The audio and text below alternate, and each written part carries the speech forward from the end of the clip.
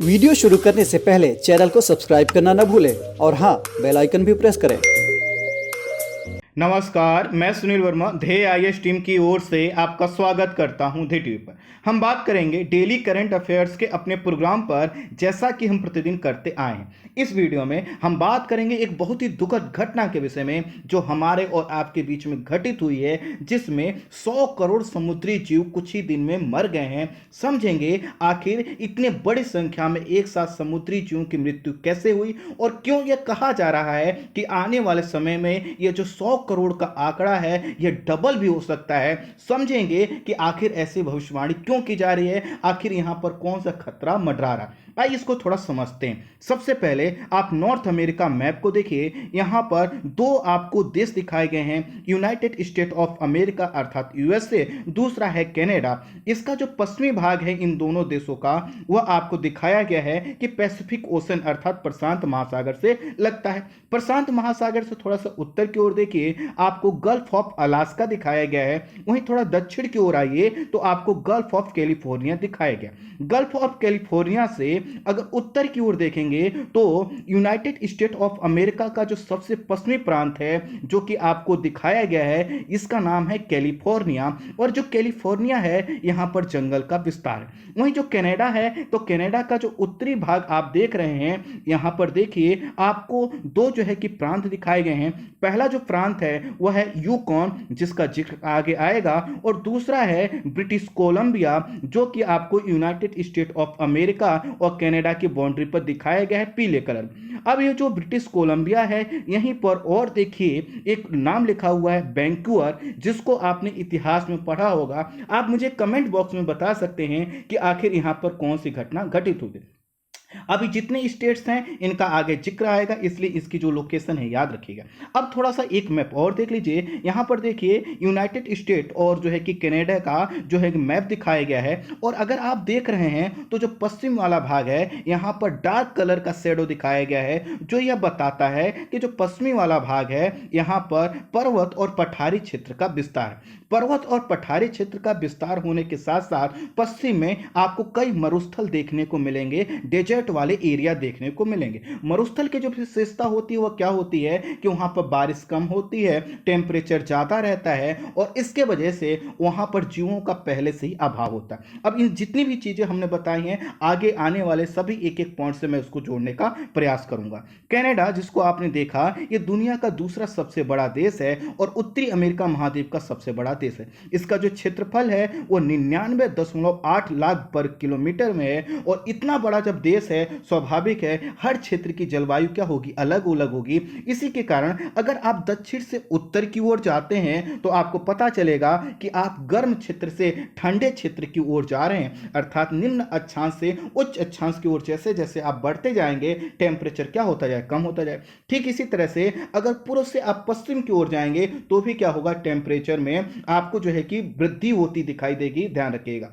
अब यह जो पूरा देश है इसका एक राष्ट्र वाक्य है, वह क्या है कनाडा का, कि समुद्र से समुद्र तक। इसका एक विस्तार आपने देखा पश्चिम में प्रशांत महासागर और पूर्व में अटलांटिक महासागर से है। और इस तरह से यह हम दो महासागरों को कनेक्ट करने वाला देश है। लेकिन यह जो महासागर हैं इस समय यहां पर गर्मी का कारण बने हुए हैं। दरअसल हुआ क्या है कि इन दोनों महासागरों के एक सम्मिलित प्रभाव से यहां पर गर्मी इतनी ज्यादा बढ़ गई है, जिसके वजह से यहां पर जीवों की मृत्यु हो रही है। कैसे ये गर्मी बढ़ी है आगे इसको मैं बताने वाला हूं। लेकिन यहां पर अगर देखें तो इतना बड़ा जो देश है, जैसा कि आपने कनाडा का जो लोकेशन है उसको देखा, आपको पता है यूएसए और कनाडा की जो बाउंड्री बनाई जाती है वह किससे बनाई जाती है, 49 डिग्री अक्षांश रेखा के माध्यम से बनाई जाती है। इस तरह से 49 डिग्री अक्षांश से जैसे जैसे नॉर्थ की ओर बढ़ेंगे तो हमने क्या बताया कि आप ठंडे क्षेत्रों की ओर जाएंगे जहां औसत तापमान माइनस में रहता है, -15 डिग्री सेल्सियस रहता है।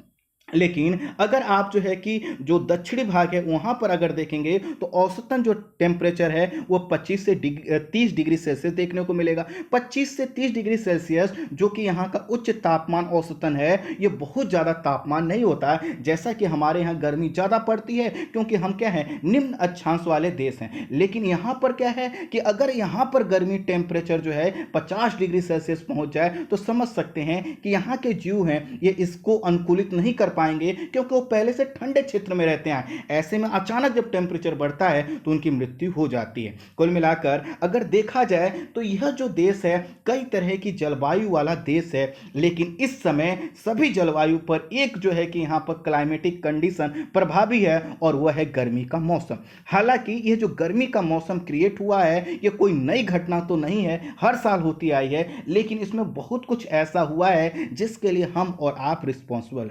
खैर, यह जो देश है इसके पूर्व में आपने देखा कि जो है कि क्या है, अटलांटिक महासागर का विस्तार है। और आपको पता है कि कनाडा और यूएसए के पूर्व में एक गर्म जलधारा चलती है जिसका नाम है गल्फ स्ट्रीम। वहीं कनाडा के नॉर्थ वाले भाग से दक्षिण की ओर लेब्राडोर जलधारा आती है जो कि ठंडी जलधारा है। और आपको पता है कि गल्फ स्ट्रीम और लेब्राडोर जलधारा जहां पर मिलती हैं वहां पर कोहरे का निर्माण होता है। और वो न्यू फाउंडलैंड वाला जो एरिया कभी आपने सुना होगा तो वहां पर क्या होता है, मछली पालन होता है। पश्चिम में जो है कि जैसा कि आपने देखा कि यहां पर पश्चिम में अलास्का जो क्षेत्र था, उसी अलास्का से किनारे किनारे कनाडा के कोस्टल एरिया से होते हुए उत्तर से दक्षिण की ओर क्या होता है, अलास्का जलधारा चलती है। अब यहां पर जब यह सभी चीजें हैं तो कुल मिलाकर दोनों तरफ महासागर है और स्थल का क्या है, मध्यवर्ती भाग है। और इसके कारण यहां पर जो गर्मी का महीना होता है सबसे ज्यादा वह जून से लेकर अगस्त तक माना जाता है। और जो सर्वाधिक गर्मी पड़ती है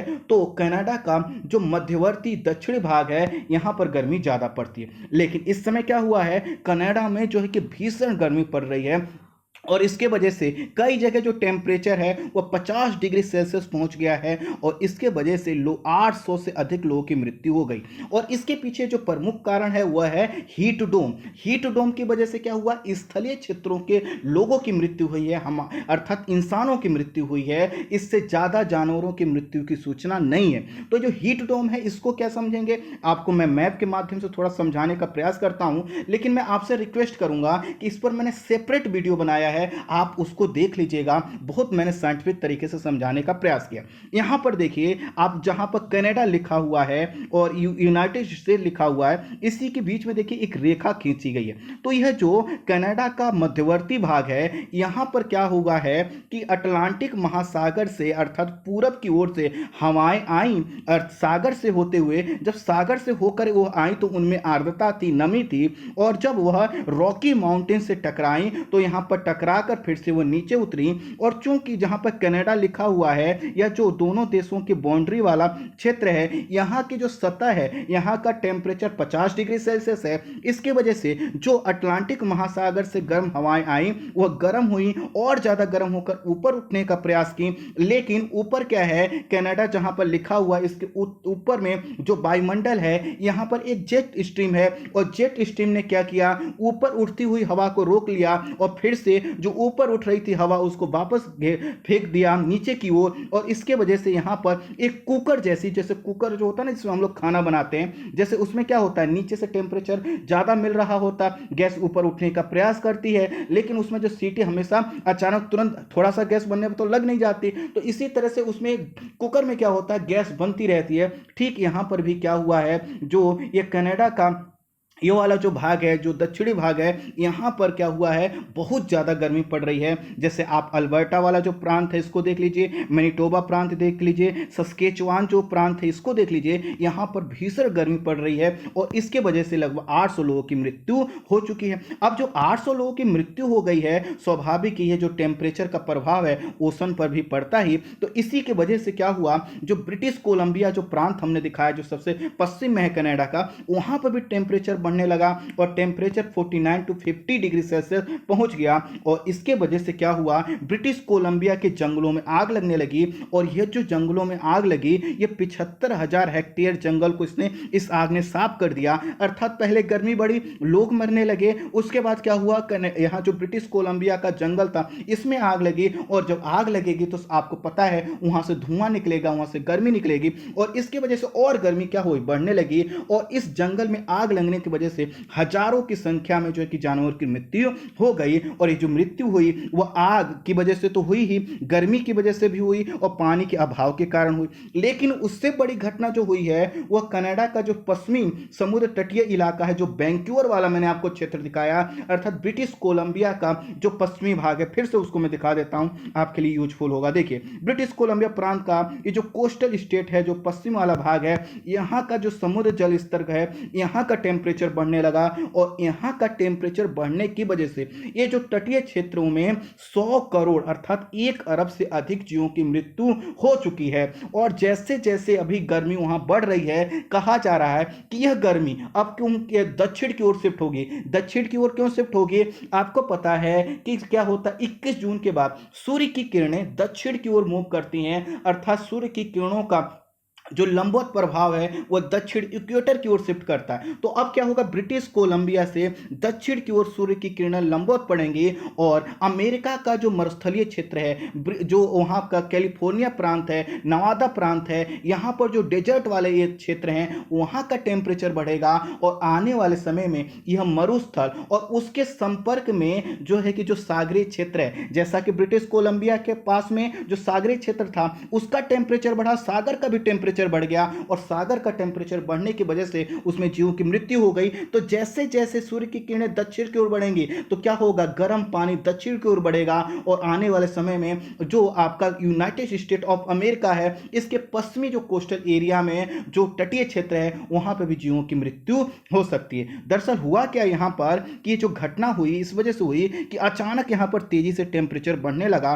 और यहां पर जो टेम्परेचर अगर आप देखें तो यहां पर क्या हुआ है कि जुलाई के प्रथम सप्ताह में जो सागरी जल है उसका टेम्परेचर 125 डिग्री फ़ारेनहाइट तक पहुंच गया, जबकि यहां पर जो समुद्री जीव थे वह 100 डिग्री फ़ारेनहाइट पर अपने आप को अनुकूलित कर सकते थे। आपको पता है कि समुद्र में रहने वाले जीव क्या होते हैं, बहुत ज्यादा टेम्परेचर को बर्दाश्त नहीं कर पाते। दरअसल जो जल की विशेषता क्या होती है, वो क्या होती है कि हमेशा एक जैसा लगभग टेम्परेचर, उसमें बहुत ज्यादा उतार चढ़ाव नहीं होता जैसा कि मरुस्थलीय क्षेत्र में होता है। इसीलिए जब समुद्र में ज्यादा उतार चढ़ाव नहीं होता तो उस उतार चढ़ाव के लिए इसमें रहने वाले जीव भी अनुकूलित नहीं होते। ऐसे में क्या हुआ, जब अचानक टेम्परेचर बढ़ने लगा तो उसके वजह से क्या हुआ, जीव जो है कि मरने लगे। और मरने की वजह से यहाँ पर जो कंडीशन है वो इतनी भयावह हो चुकी है कि यह जो जीव है ना तो तैर पाए और ना ही अपने आप को कहीं बचा पाए। जैसे जैसे वो पश्चिम की ओर बचने का प्रयास किए, वहाँ पर टेम्परेचर और ज़्यादा था और उसकी वजह से वो क्या हो, उनकी मृत्यु होने लगी। इस समय वहाँ पर जो है कि चारों तरफ जो है कि जो जीव हैं वो मृत्यु पड़े हुए हैं और उनका जो है कि शरीर है वह सड़ रहा है। और इसकी वजह से कहा जा रहा है कि वहाँ पर संक्रामक बीमारी भी हो सकती है। चूंकि जो जीवों की मृत्यु हुई है बड़ी संख्या में हुई है, ये छोटे आकार से लेकर बड़े आकार के जीव थे, तो इससे यहाँ का पूरा जो इकोसिस्टम है वह प्रभावित हुआ है। और आने वाले समय में यह जो जीव थे, जब मैरीन इकोसिस्टम ही यहाँ पर ब्रिटिश कोलंबिया के पास का जो कोस्टल एरिया है प्रभावित हुआ है, तो यहाँ पर रहने वाले जो जीव हैं उनके लिए दिक्कत आएगी। इस जो समुद्री क्षेत्र है इसमें प्रदूषण बढ़ेगा, या जो दूसरे जीव हैं उनके लिए भोजन अब कम हो गया है। और आने वाले समय में जो पूरा इकोसिस्टम डैमेज हुआ है, इसके निगेटिव इंपैक्ट यहाँ का जो मत्स्य उद्योग है, यहाँ का जो परिवहन उद्योग है, यहाँ पर जो पूरा टूरिज्म का है सेक्टर है, उस पर इसका प्रभाव देखा जाएगा। प्रश्न आएगा कि आखिर ये कोस्टल एरिया में टेम्परेचर में वृद्धि क्यों हुई? तो इसके पीछे का कारण तो यह है कि पूरा कनाडा का जो वायुमंडल है वो पहले से गर्म है और गर्मी जो है कि यहाँ पर ज़्यादा पड़ रही है। साथ ही साथ जो ब्रिटिश कोलंबिया में जो यहाँ पर जो जंगल थे, इसमें जब आग लगी तो इसके वजह से कार्बन डाइऑक्साइड के साथ साथ बहुत ज़्यादा गर्मी वातावरण में गई और इसने क्या किया, जल को गर्म किया। इसके अलावा जो हीट डोम की घटना स्थलीय क्षेत्र में हुई थी, तो हीट डोम की हवाएं अब पश्चिम की ओर बढ़ रही हैं। जब पश्चिम की ओर हीट डोम की हवाएं बढ़ रही हैं तो स्वाभाविक है वो सागरीय जल के टेम्परेचर को भी बढ़ाएंगे, इसके वजह से भी हुई है। साथ ही साथ जो अलास्का है वहां से एक ठंडी जलधारा अलास्का करंट आती है, तो वह जो ठंडी जलधारा है वह अब कम ठंडी देखी जा रही है। इसके पीछे क्लाइमेट चेंज कारण है, अर्थात अलास्का की जलधारा जितनी पहले ठंडी हुआ करती थी उतनी ठंडी नहीं है। इसके वजह से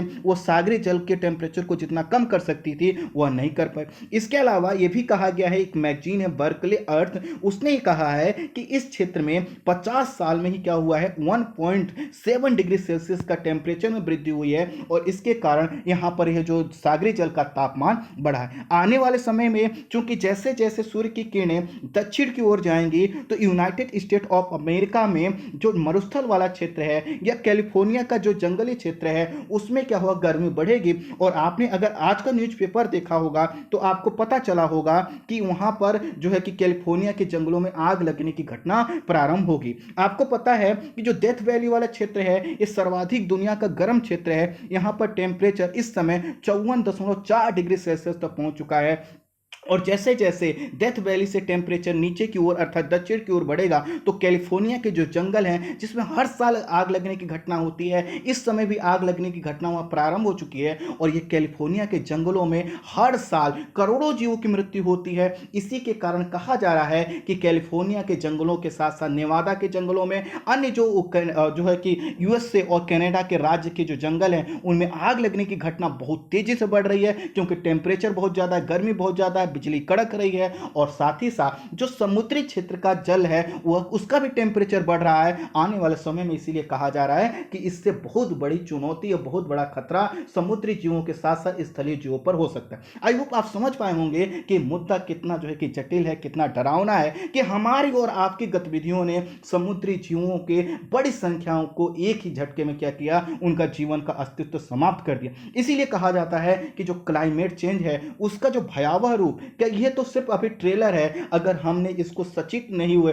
हम और आप जो है कि जागरूक नहीं हुए, हम लोगों ने ऐसी एक्टिविटी को बढ़ावा नहीं दिया जो सस्टेनेबल डेवलपमेंट को बढ़ाती हो, तो आने वाले समय में ऐसी घटनाएं आम हो जाएंगी और हमारा और आपका भी अस्तित्व क्या हो जाएगा, आम हो जाएगा। कभी भी हम यहां से सिमट सकते हैं। आई होप संक्षेप में इसको समझ पाए होंगे। इस वीडियो में इतना ही। Thank you so much.